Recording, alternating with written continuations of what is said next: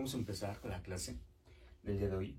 Vamos a ver si resolvieron bien los problemas o los asuntos que les dejé la semana pasada, en donde les dejé que a través de los siguientes puntos ustedes responderán a través de los principios de la política básica, los principios de la política exterior a cuales pertenecían. En el primer ejemplo, Estados Unidos de América pretende derrocar al gobierno de Nicolás Maduro por considerarlo antidemocrático y violador constante de los derechos de sus ciudadanos, para lo cual moviliza su ejército hacia Venezuela, pasando sus aviones por territorio mexicano sin permiso de este. Aquí, ¿qué principio de la política exterior se podría aplicar? El primero es el principio de la autonomía y afirmación de los referentes nacionales, que se basa en el principio de la no intervención. Este principio, recuerden que dicen que ningún país puede entrometerse a los asuntos de otro, y que al único que le compete resolverlos es al país que tiene el problema. En este caso, ¿cuándo se está violando este principio? Pues se está violando este principio cuando el gobierno de Estados Unidos, el ejército de Estados Unidos, pasa sus aviones por territorio mexicano sin el permiso de las autoridades mexicanas. Aquí está violando el principio de la autonomía y afirmación de los referentes nacionales. ¿Por qué? Porque se está invadiendo el territorio. ¿Por qué se le conoce como invasión? Porque no hay un permiso, una solicitud por parte del gobierno para pasar sus aviones por el territorio mexicano. Bueno, entonces por esa razón se aplicaría este principio. También aquí otro principio de la política básica, otro principio de la política exterior es donde dice: Estados Unidos pretende derrocar al gobierno de Nicolás Maduro, y ese sería el último principio, el de unidad y coherencia, que también se conoce como autodeterminación de los pueblos. ¿Por qué? Porque cada pueblo tiene la libre determinación, o podemos decir, la libertad de decidir qué tipo de gobierno quiere. Si el gobierno de Venezuela, o si el pueblo de Venezuela está conforme con el gobierno de Nicolás Maduro, entonces ahí se estaría violando ese derecho. Ahora, si el pueblo no está de acuerdo, y como dice ahí, y supongamos que el presidente es un violador de los derechos humanos, entonces no se estaría respetando el principio de los derechos humanos, el principio donde habla acerca de los derechos humanos, el respeto de los derechos humanos y de la democracia. Ese sería el principio que nos estaría respetando. ¿Por qué? Porque recuerden que este principio dice que todos los países van a luchar porque sus gobiernos sean democráticos. Entonces, esos serían como los dos principios en este caso. En el siguiente, donde dice: Italia, Francia y Nicaragua firmaron un tratado internacional en materia de comercio. En dicho tratado, los primeros países tienen los máximos beneficios, poniendo en desventaja a Nicaragua, quien solo se beneficia con una ganancia del 5%. Aquí el principio que se está violando o afectando es el principio de respeto y la integridad de la soberanía de los estados, que también se le conoce como igualdad soberana. ¿Por qué? Porque aquí los países no son justos, no son iguales. Aquí Italia y Francia están obteniendo los mayores beneficios, mientras que Nicaragua es el que está perdiendo más. Y recuerden que este principio de la preservación de la soberanía dice que ningún país es más que otro, que todos son iguales, y que cuando firmen un tratado internacional los dos deben de tener los mismos derechos. Entonces, en este caso sería ese principio que se está violando, el principio el principio del respeto y la integridad de la soberanía de los estados. En el siguiente, Corea del Sur. Corea del Sur ha reclamado a Corea del Norte por los constantes ensayos nucleares que se han provocado que la mitad de su población de la frontera enferme por consecuencia de esto. Aquí, ¿cuál sería el principio? En la solución pacífica de las controversias internacionales, en donde ellos tienen que resolver sus problemas a través de cualquier medio que hayamos visto, ya sea a través de la negociación, donde los gobernantes de las dos Coreas se reúnan para llegar a un acuerdo. En otro sería la investigación, que contratan a un organismo para que realice una investigación y determine si Corea del Norte está afectando a Corea del Sur y por qué. O también se podría resolver a través de la mediación, en donde Corea del Sur y Corea del Norte busquen a otro país para que sea como el puente o el enlace de comunicación entre ellos. También el de conciliación. Aquí recuerden que en el principio de conciliación van a buscar a otro estado, que este estado se encargue de resolverles el problema, claro, escuchando las dos partes. Se puede resolver o a través de las cartas rogatorias, mandándose oficios entre los países para llegar a una solución. Recuerden que en dado caso que ninguno de estos medios de solución alcance, entonces ¿qué pasaría con estos países? Pues tendrían que hacerlo a través del arbitraje. Aquí bastaría con que Corea del Sur, que es el mayor afectado, impusiera una demanda en contra de Corea del Norte por los ejercicios nucleares. ante la Corte Internacional de Justicia o ante la Corte Penal Internacional, cualquiera de los dos. Y entonces aquí ya obligaría a Corea del Norte a ir a este juicio y dependiendo de lo que determine tanto el árbitro o el juez, es lo que se haría. Recuerden que aquí en estos medios jurídicos tenemos el arbitraje, que el arbitraje no es propiamente como un juez, es como una figura más administrativa, y el juicio o el jurisdiccional como tal, que es ya cuando un juez como tal, que es de la Corte Penal Internacional, de la Corte Internacional de Justicia, van a resolver quién de los dos tiene los problemas. Entonces esto se resolvería a través de este principio. Y por último, China realiza estudios para la cura contra el COVID, logrando conseguirlo. ¿Cómo los países tendrán acceso a esta cura? Aquí sería el de regionalismo abierto, el principio de regionalismo abierto, donde los países se ayudan mutuamente para progresar, para salir adelante, o lo que se le conoce como cooperación internacional.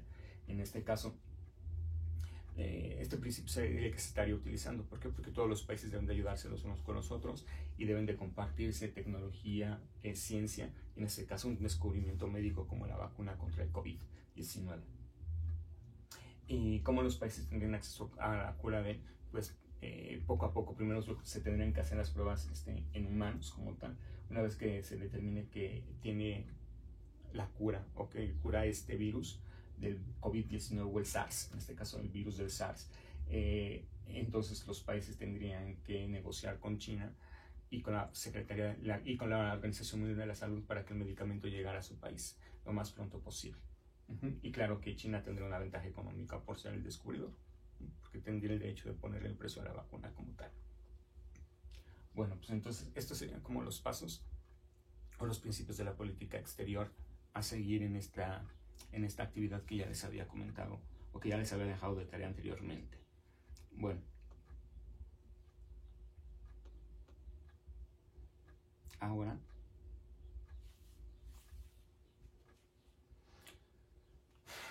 vamos a ver otro tema. Antes que nada, muchísimas gracias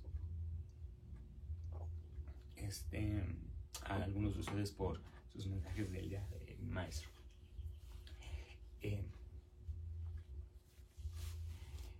Vamos a empezar con el siguiente tema. Recuerden que en estos temas lo único que van a tener que hacer ustedes es, bueno, en este tema van a hacer únicamente su apunte. El apunte es lo único que van a realizar para este video. Este video va a ser un poquito más cortito porque es un tema muy fácil de comprender y muy simple, muy sencillo. Por el momento no tengo ningún tipo de queja en lo absoluto. Ustedes han trabajado todos, o más bien la mayoría ha trabajado bien, entonces creo que vamos por buen camino.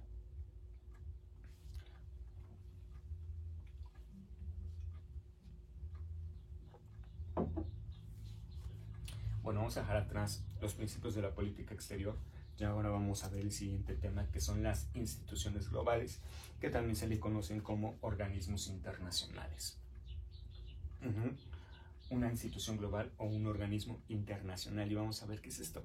Generalmente varios de nosotros ya sabemos lo que es una institución global o un organismo internacional. ¿Por qué? Porque lo hemos visto en la primaria y en la secundaria y hemos analizado algunos de estos organismos internacionales, y por ejemplo el principal que todo el mundo conoce es la Organización de las Naciones Unidas, que es una institución global.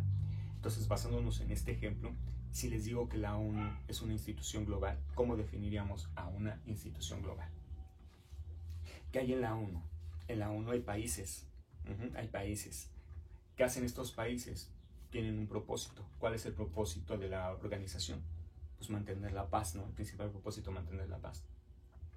Los países, ¿cómo le hacen para pertenecer a la ONU? Pues tienen que hacer un tratado o tienen que firmar la Carta de las Naciones Unidas. Y una vez que firman la Carta de las Naciones Unidas, los países se comprometen a cumplir con todo lo que dice esa Carta de las Naciones Unidas. Entonces, en ese momento, ¿qué es lo que se está haciendo? Se está firmando un contrato para formar parte de la ONU. ¿Y qué te da? Como te da derechos y obligaciones al momento de firmar, ¿cómo se llama? Esa convención o esa Carta de las Naciones Unidas. Y bueno, ya dijimos que la ONU sirve para mantener la paz del mundo, ¿no? Para tratar de mantener la paz en el mundo. Entonces, esto hace, justamente con todo lo que hemos visto, podríamos definir ya lo que es una institución global. Y para eso vamos a ver el siguiente el siguiente punto. Una institución global, que también ya dije, es conocido como un organismo internacional. Las instituciones globales son asociaciones voluntarias de carácter interestatal creadas por medio de un tratado internacional dotado de una estructura orgánica permanente, que tienen personalidad jurídica internacional y voluntad jurídica propias para la gestión de intereses comunes de los estados o de intereses generales de la comunidad internacional. Bueno, entonces vamos a empezar primero, ¿no? Dice que son asociaciones voluntarias de carácter interestatal. Esto significa que los países se unen de manera voluntaria. ¿Y por qué de carácter interestatal? Porque regulan las relaciones entre los estados. A eso se refiere interestatal. Entonces cada país se une a una institución global de manera voluntaria, y estas instituciones tienen un carácter interestatal porque ayuda a la convivencia, a la armonía o a la interdependencia entre los países. Dice que las instituciones globales se crean a través de un tratado, a través de una convención o cualquier otro instrumento jurídico que se utilice para la creación de un organismo internacional o de una institución global. Y se dota de una estructura general, es decir, que tiene una estructura interna propia, es decir, tiene departamentos o tiene áreas para que funcione de una manera correcta. Dice que tiene personalidad jurídica internacional, es decir, que esta institución global puede celebrar contratos a nombre de la institución global, puede ser demandada a nombre de la institución global, como si fuera una persona moral, ¿se acuerdan? O jurídica colectiva, más o menos es lo que quiere decir. Y voluntad jurídica propia, es decir, que ellos deciden en qué asuntos meterse y en qué asuntos no. Y dice, para la gestión de intereses comunes de los estados, es decir, para gestionar problemas que les son comunes a los estados. O también para intereses generales de la comunidad, es decir, a todo, que beneficia absolutamente a toda la comunidad internacional, es decir, una institución global puede ayudar a cada estado con sus problemas comunes para resolverlo, o aquellos problemas que les pertenecen absolutamente a todos. Entonces, en otras palabras, ¿qué será una institución global? Una institución global son asociaciones creadas por varios países a través de un tratado internacional, ya lo dije, una carta, una convención, etc., que se unen por voluntad propia, es decir, aquí nadie les obliga a formar parte de esta institución global. ¿Y para qué sirve esta institución global? Pues para resolver problemas que afecten a la comunidad internacional. ¿Qué tipos de problemas? Pues problemas que afecten a un determinado país o que afecten a toda la comunidad internacional. Entonces, en este caso, ¿cuáles serían, por ejemplo, los asuntos que pueden afectar a la comunidad internacional? Pues la paz, la seguridad, es decir, que todos los países no tengan guerra, la salud, que todos los países tengan una buena salud, o la educación, o la economía. Entonces, cada organismo, cada institución global tiene un punto específico para el cual trabaja. Bueno, entonces, esa es una institución global. Ya quedamos que una institución global está formada por varios países a través de un tratado internacional y que se unen por voluntad propia, y su principal función es justamente resolver asuntos de carácter internacional. Bueno, ahora basado en esta definición vamos a ver las características de las instituciones globales. Estas características ustedes justamente las van a deducir del concepto. Entonces, yo sé perfectamente que se van a adelantar un poquito al video, pero quiero que se pongan a pensar ustedes cuáles serían las características de una institución global de acuerdo a la definición. ¿Cuáles serían las características de una institución global de acuerdo a la definición?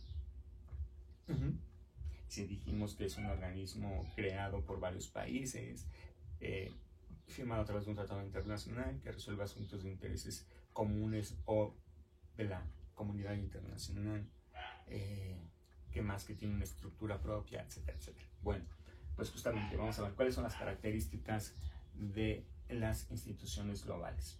Y sus características son: características de las instituciones globales, creadas e integradas por varios estados. Primero dice creadas, es decir, ¿quiénes son los responsables de que nazcan estas instituciones globales? Los propios países. ¿Y por qué son los responsables? Porque a lo mejor hay 5 países que tienen el mismo problema económico. Entonces ellos se unen y dicen, vamos a crear un organismo internacional para ayudarnos a nosotros 5. Y a lo mejor esos 5 países les funcionan, y luego otros países dicen, bueno, les funciona a estos 5, pues yo quiero formar parte de su grupito. Entonces, ¿qué es lo que voy a hacer? Pues me voy a unir a ellos. Entonces, a esto se refiere esto, que son creados e integrados por varios estados. Es decir, por ejemplo, no sé, un grupo de amigos lo crean yo y Pedrito. Entonces yo y Pedrito somos grandes amigos, y entonces como ven que nuestra amistad funciona, se une Juan, y luego se une Luis, y luego se une Manolo. Entonces nosotros 4 vamos a ser ya un grupo como tal. A eso es más o menos a lo que se refiere creados, integrados por varios estados. Lo crean los países y se integran por estos mismos países. Dice que son creados a través de un tratado internacional, convención o carta. Para formar un organismo internacional debe haber un acuerdo, un contrato en donde los países quieran formar esta institución global. Entonces, ¿cómo lo van a hacer? Firmando un tratado internacional. Una convención es un convenio, es un acuerdo entre varias personas, hacer caso. Es un convenio, es un acuerdo entre varias personas para llegar a un objetivo común. Una carta, como por ejemplo la Carta de las Naciones Unidas, por las cuales se crea. El tercero, cuenta con órganos permanentes. ¿A qué se refieren estos órganos permanentes? Los órganos permanentes son lo que le da la estructura a la institución global. Estos órganos permanentes serían como departamentos, como si fuera una empresa, serían los departamentos que conforman a una empresa. En este caso, todos los organismos internacionales o las instituciones globales tienen pequeños departamentos o pequeñas secciones que tienen una función determinada. ¿Para qué? Para que esa función la realicen. Y si, por ejemplo, un departamento, un órgano realiza bien su función, entonces le va a ayudar a que el siguiente órgano, su trabajo sea muchísimo más fácil. Entonces, básicamente, los órganos permanentes le van a dar una estructura a la institución global para que funcionen de una manera correcta y adecuada. Por eso se divide en pequeñas secciones. Entonces, eso es los órganos permanentes. Un órgano permanente son organismos, no, son órganos, como su nombre lo dice, es un conjunto de personas que van a pertenecer a una parte de la organización internacional, como por ejemplo en la ONU existe el Consejo de Seguridad, existe la Secretaría General, etc. Entonces, cada uno de ellos es un organismo, es como un departamento que forma a un organismo internacional. Tiene voluntad propia. ¿Qué significa? Tiene dos significados. Una, que todos los países que se unen a una institución global lo hacen de manera voluntaria porque es su decisión hacerlo. Nadie los obliga. Ellos deciden formar parte de una institución global. ¿Y qué significa que tenga voluntad propia? Que ellos deciden básicamente en qué asuntos meterse y en qué asuntos no. Tienen una autonomía para actuar libremente de acuerdo a sus funciones. Por ejemplo, la ONU, si hay un país que a lo mejor tiene un problema muy fuerte, una guerrilla interna, ¿no? Pero ese país, ya lo han intentado salvar varias veces, y dicen, no, es que siempre que los ayudamos, están bien un año y después otra vez vuelven a la guerra. Entonces ahí la ONU diría, bueno, yo con este estado y ya no hago nada porque ya hice mis intentos. Entonces hay la voluntad propia de decidir actuar en ese momento. O por ejemplo, decidir en qué asuntos se meten y en qué asuntos no. Esa es la voluntad propia que tienen los organismos internacionales, que ellos pueden decidir en dónde actúan y en dónde no. Que básicamente hacen en todos los asuntos actúan, porque es prioritario mantener la paz, ¿no? Entonces agotan todos sus recursos y todos sus esfuerzos para llegar a podríamos decir, a un buen fin. Entonces sí es importante el hecho de que dejen a un lado como esta de decir, yo ya te ayudé y ya no te vuelvo a ayudar. ¿Por qué? Porque el propósito es llegar a la paz. Entonces esta voluntad propia básicamente se refiere a eso, a que ellos deciden cuáles son sus asuntos prioritarios y cuáles no. Siguiente, protegen los intereses de los estados. Es decir, protegen los intereses económicos, los intereses educativos, los intereses religiosos. ¿Por qué? Porque esto es lo que hace la Organización de las Naciones Unidas. Recuerden que uno de los principios es que cada uno de los estados se les respete sus decisiones internas, se les respete su forma de gobierno, su forma de religión, etc. Y entonces, al proteger los intereses de los estados, todos los estados están seguros de que se les va a respetar su religión, su forma de gobierno. Y aparte, por ejemplo, si están sufriendo en materia educativa, pues la organización les va a ayudar a resolver sus problemas educativos o sus problemas económicos o sus problemas financieros. A eso se refiere que protege los intereses de los estados, es decir, protegen su patrimonio, su economía, su educación. Es como si fuera un papá hacia un hijo que lo está protegiendo en todos los aspectos para que llegue a un buen desarrollo. Lo mismo la ONU. La ONU es como el papá de los pollitos. Entonces, esas son las características de las instituciones globales. Ahora vamos con la clasificación de las instituciones globales. aquí existen diferentes clasificaciones por su propósito, por su beneficio, por su autonomía, etcétera, etcétera. Hay muchas. Solamente para esta clase vamos a analizar dos clasificaciones de las instituciones globales. Y estas son las siguientes. La primera es la clasificación por su participación. ¿Qué es participar? Es actuar. ¿Cómo actúan o más bien en dónde actúan estas instituciones globales? La primera de ellas son las universales. Las instituciones globales universales son aquellas que están abiertas a todos los estados de la comunidad internacional que quieran participar en ella. Aquí es decir, aquí cualquier país puede ser aceptado en este organismo internacional o en esta institución global. A eso se les conoce como universales. ¿Por qué se les conoce como universales? ¿Por qué? Porque no discriminan, porque aceptan a cualquier país que quiera formar parte del organismo de la institución global. Eso se refieren a las universales. Un ejemplo es la ONU. La ONU, cualquier país del mundo que quiera formar parte de ella puede unirse. No hay un requisito específico para formar parte. A lo que viene lo siguiente, las restringidas. Las restringidas son aquellas en donde los países requieren ciertos, donde los países que quieren formar parte de este organismo internacional deben de cumplir con ciertas condiciones o con ciertos requisitos. Aquí sí ya te dicen, bueno, si tú quieres pertenecer a este organismo internacional, tienes que cubrir los siguientes requisitos, o tienes que cubrir el siguiente rol o estereotipo. ¿Cuál es un ejemplo de estos organismos que piden a sus miembros que tengan una cierta condición o característica?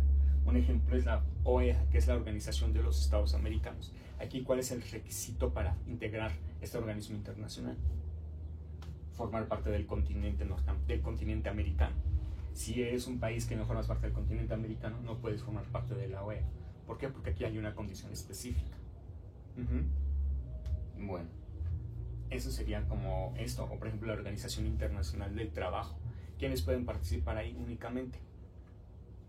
Asociaciones internacionales como sindicatos, obreros o trabajadores. Aquí sí hay una condición específica para los países. O por ejemplo también hay una organización que une el grupo de los 77, como ya les había dicho. Ese grupo de los 77, ¿qué condición pide?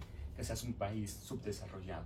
Entonces, este es por su participación. Universales como la ONU, donde cualquier persona, más bien no cualquier persona, cualquier país puede formar parte del organismo internacional. Restringidas, aquí a los Estados miembros o a los que quieran formar parte de esta institución global tienen que tener ciertos requisitos. Eso es por su participación. Ahora, por sus fines, es decir, cuáles son los objetivos que persiguen. Y tenemos el primero, las instituciones globales generales. ¿Cuáles son los intereses que persiguen? Bueno, tienen atribuciones totalmente amplias y pueden actuar en cualquier área o en cualquier materia. Ejemplo, la ONU. Aquí la ONU no tiene una materia específica porque puede ayudar a la paz, ayudar a mantener la paz, ayuda también a la cooperación internacional para el desarrollo de los países, ven lo de la igualdad soberana, etcétera, etcétera. Entonces aquí tiene atribuciones muy amplias. Puede meterse en la salud, en la educación, en la cultura, etcétera, etcétera, etcétera. Entonces una institución general es aquella que tiene funciones o atribuciones muy amplias. Y en cambio, como la ONU, que ya se lo ha dicho, y en cambio las específicas son creadas para un fin determinado, para lograr un propósito determinado. Aquí la institución se crea para ya un objetivo que está plenamente establecido. Un ejemplo es la Organización Internacional del Trabajo. La Organización Internacional del Trabajo, su objetivo principal es ayudar a los países industrializados o ayudar a los países que tengan una mayor cantidad de obreros dentro de su población. O por ejemplo, la Organización Mundial de la Salud, ¿cuál es el propósito? Pues ayudar o mejorar la calidad o mejorar los servicios de salud en el mundo entero, o que la población mundial tenga una buena salud o un buen nivel de salud. Entonces, básicamente, esas son las específicas. Las específicas podría ser también la UNESCO, ¿no? El fin específico es ayudar a mantener la paz a través de la cultura, la ciencia y la educación. Entonces, eso es. Entonces, tenemos dos tipos de clasificaciones por sus fines, que son generales, que son aquellos que tienen funciones muy amplias y pueden actuar en diferentes materias, en cualquier materia. La específica, que se refiere única y exclusivamente a un fin en particular, que son para un fin en particular, como en este caso es los trabajadores o es la salud, etc. Y tenemos la anterior, que es por su participación, en donde tenemos las universales, que son abiertas a cualquier invitado que quiera formar parte de ellas, y las restringidas, que en este caso únicamente van directamente, en este caso las restringidas necesitan que los países que las integren tengan cierto perfil o tengan ciertas condiciones. Bueno, como ven, este video está súper sencillo, súper fácil, y ejemplos de organismos internacionales o instituciones globales. Tenemos a la ONU, tenemos a la OIT, como ya los que hemos visto, tenemos a la Organización de los Estados Americanos, tenemos a la OPEC, que es la Organización de Países Petroleros, tenemos el Fondo Monetario Internacional, tenemos el Banco Mundial, tenemos la OMS, la UNESCO, UNICEF, etc. Esos serían ejemplos de organismos internacionales. Y bueno, pues para eso es todo por este momento. Es una clase súper fácil, súper rápida, y agradezco su atención. Nos vemos en la próxima.